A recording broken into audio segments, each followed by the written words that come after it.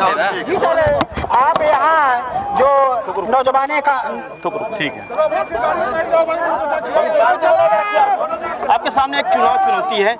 आप युवा हैं, युवाएं आपके साथ में हैं, पर अभी रीवा जिले की 800 विधानसभा आपके हाथ में नहीं है। ऐसे में क्या मुद्दा लेके आप जनता के पास हैं? देखिए, ये बात सही है कि प्रदेश में सरकार आ गई है और रीवा जिले में कांग्रेस का एक भी प्रतिनिधि नहीं है।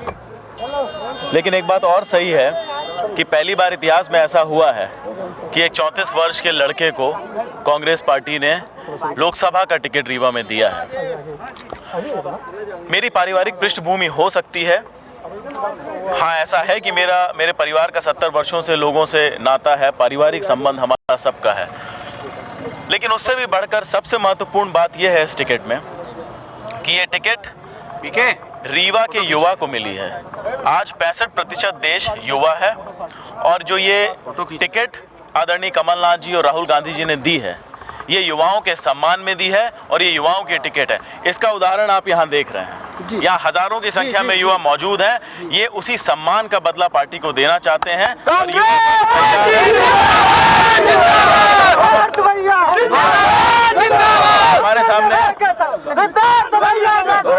हमारे सामने किसी भी तरह की कोई चुनौती नहीं है। चुनौती भारतीय जनता पार्टी जनार्दन मिश्रा जी के सामने है। उन्होंने 5 साल जनता को मुड़ करके नहीं देखा, अब और जनता अब उनको दिखा देगी कि उनके वापस जाने का मौका जाते हैं जी। युवाओं के लिए क्या सोच है, क्या करेंगे आप? सबसे पहला, अगर मेरा कोई ध्येय है, चूंकि मैं युवा और वर्ग से स्वयं आता हूं, मैं आपको अपनी एक पर्सनल कहानी बता दूं। मेरे साथ जो अभी पिछले महीने हुआ है, मेरे पिताजी का देहांत हुआ है। मैं कंसल्टिंग असाइनमेंट में दिल्ली में था।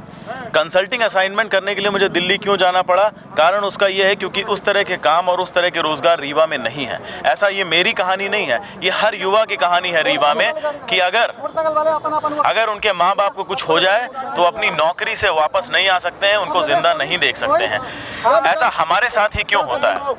रीवा के युवा, विंध्य के युवा ने ही क्या गलती की है कि भोपाल के युवा को, इंदौर के युवा को या मुंबई के युवा को, दिल्ली के युवा को वहीं पे मौके मिलते हैं। वो मौके मैं यहाँ दिलाना चाहता हूँ जिससे युवा को मौका उससे घर में मिले और अपने माँ बाप के साथ रह करके काम कर सके। धन्यवाद। खड़ा है, युवाओं की टीम खड़ी है, इसका उद्देश्य क्या है? ये सब बेरोजगार लोग हैं और 5 साल के मोदी कार्यकाल में सब बेरोजगारों की अवहेलना हुई है। 2 करोड़ रोजगार देने की बात किया था, एक भी लड़कों को रोजगार नहीं मिला, नौजवानों को। इसलिए उसके विरुद्ध जो है ये पूरे नौजवानों का कांग्रेस के प्रति उल्लास है, उत्साह है और कांग्रेस के जिताने के लिए संकल्पित है। उत्साह दिख रहा है, कांग्रेस प्रत्याशी भी हुआ है, क्या कहेंगे समझ में आप? भाजपा आज 5 साल से केंद्र में सरकार बना के रखी थी। इसके पहले 15 साल अपने मध्य प्रदेश में भी शिवराज सिंह की सरकार थी। भाजपा की सिर्फ जुमलेबाजी है, वो अपने तानाशाही के साथ अपना काम कर रहे हैं। भाजपा बोलती पकौड़े तलो, चौकीदार बनो। जो पढ़े लिखे युवा हैं वो पढ़ लिख के चौकीदार बनने के लिए पढ़ाई लिखाई किए हैं। भजिया तलेंगे, पकौड़े तलेंगे। आज का युवा सब समझदार है, अपने बारे में सोचता है। आज कांग्रेस का सरकार बनने जा रही है हमारे दिल्ली में भी, मध्य प्रदेश में कमलनाथ सिंह की सरकार है और आगे भी बनेगी। और हम भारी बहुमत से रीवा जिले का लोकसभा प्रत्याशी जो है राज भैया हमारे भारी मतों से जीत रहे हैं। लोकसभा का चुनाव हमारा सबसे बड़ा मुद्दा ये है बेरोजगारी, खासकर युवा जो इंजीनियरिंग, डॉक्टरी जैसी IAS IPS जैसी तैयारी करके जो है तो उन्हें मजाक बनाकर इस 5 वर्षों के कार्यकाल में रखा गया। कभी पकौड़े तलने के लिए तो कभी जो है तो झाड़ू लगाने के लिए, इस तरह से जो है तो मजाक बनाकर रख दिया गया है। इसलिए युवा, खासकर युवा प्रत्याशी सिद्धार्थ तिवारी के आ जाने से युवाओं में बहुत जोश है, उमंग है। तिवारी राज अभी रीवा के लिए नए प्रत्याशी हैं जिनको रीवा जिले की भौगोलिक स्थिति मालूम नहीं। इस स्थिति में कैसे चुनाव लड़ेंगे आप?